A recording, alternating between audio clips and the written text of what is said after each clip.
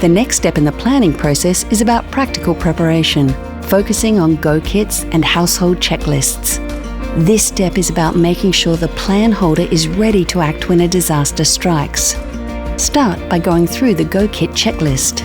Explain the importance of each item, like medications, water, and documents, and help the plan holder decide where to store the kit for easy access.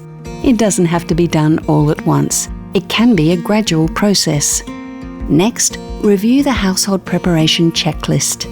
This list includes steps to secure the home, like clearing gutters and securing loose items. Encourage the plan holder to prioritise tasks, especially those they may need help with. Finally, agree on a time frame to revisit and update these checklists. Preparation is ongoing, and checking in periodically will ensure their household remains ready. Step by step, this process makes preparedness manageable.